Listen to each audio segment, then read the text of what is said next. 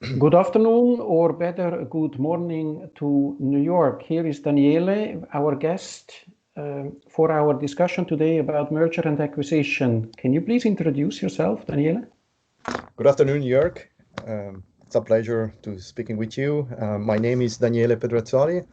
I have been in the New York area for more than 18 years. I came as an international assignee for a Swiss company, for where I was born and raised. I came to the New York 18 years ago and never moved. So I'm an insurance professional. I've done that for 20 plus years. And I live in beautiful Westchester, New York, which reminds me of my roots in Switzerland. This is good to hear. How is life? How is business doing? How is it holding up? So I think it's a very similar situation all around the world because of the pandemic and the COVID situation. As you are aware, we had a very severe recession back in the first quarter when we went into lockdown. We have tried to follow, I think, also the European models of progressively reopening the economy. It has to be seen what happens with the combination right now of the cold weather in the eastern hemisphere, the eastern part of the US, which brings influenza, and the combination with COVID. So there are concerns about, reclosing or reducing the activity. What we can see, I don't see it here in suburbia that much because it's a very residential area. But when you go into the New York City, you see that there is a perceptive and very material slowdown of the economies and everything around, worker and commutes. Restaurants are closed and, offices are closed. So you can see that there is a big slowdown in that economic area. Other areas are holding up much better, and hopefully with the vaccine that is close to being rolled out, we will probably have a better 2021. Yeah, we recognize what you say here in Europe. First question I wanted to ask, what's your experience, your practical experience with merger and acquisitions and in the integration of companies? Thank you for the question. So I was raised as an accountant and a controller, and I rapidly moved into transformation following a merger happening at my previous employer, a big Swiss conglomerate.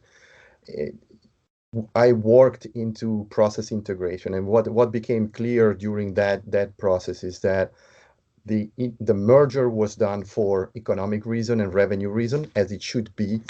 What has been proven, though, is that the integration piece was a little bit neglected, which increased the cost and probably reduced the synergies that we were expecting with bringing two different organizations together.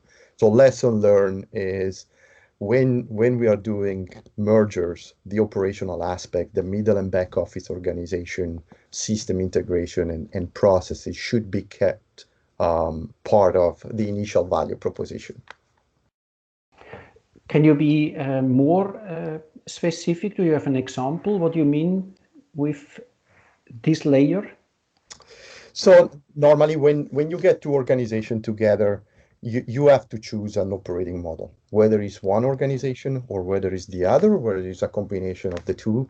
There has to be a clear plan that allows the overall organization to rally around a roadmap for execution. If this aspect is neglected, only the revenues are kind of trying to be captured. You might lose the best people because you don't have a future for them, or you might have system issues or data issues that are not planned. And if you don't have an execution schedule, you don't know what to do with it. And so issues come up and you don't know how to solve them. So having a plan, starting with it, allow you to speed up the integration, the execution, and get the economic valuation that and the synergies that an integration should have.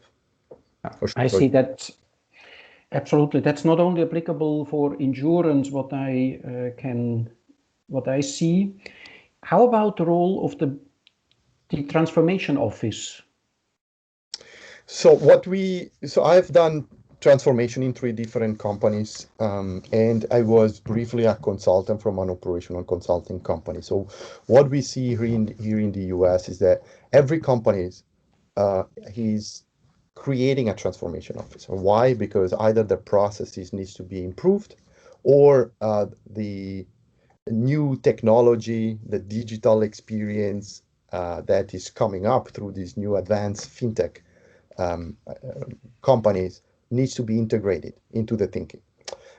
What we see is that there is a shift in the traditional approach to transformation. One is there is a tendency now to hire external for a project. The reason is twofold.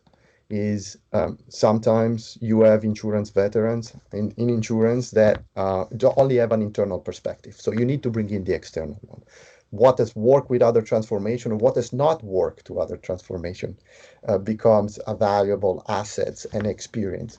The second one is that you want to create a flexible environment. Transformation by definition as a beginning as an end. So you want to make sure that you leverage the right experience, you free up the organization, and you complete it with an external factor, but you are not then at the end of the day, you don't have a team that you don't know what to do, right? And so it's becoming a profession. Transformation, innovation is becoming a profession. And I think that there is an advantage of keeping it flexible, bringing the people when you need them, and then closing the project, get the success that you expect, and move on. So it's a win-win situation for both sides. A win-win.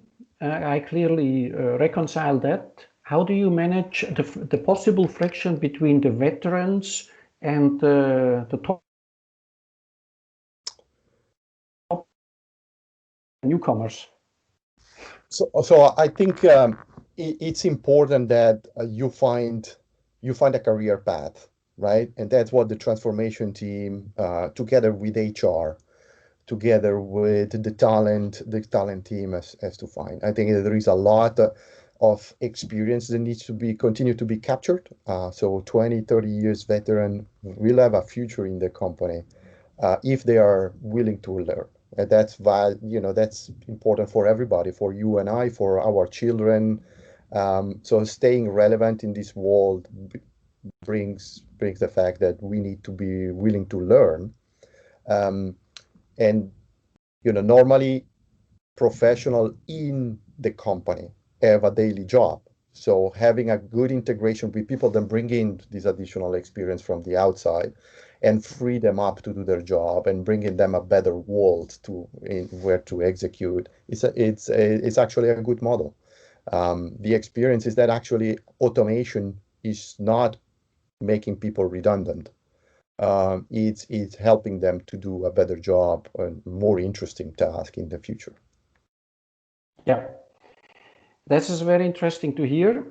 Thank you very much for these very interesting conclusions.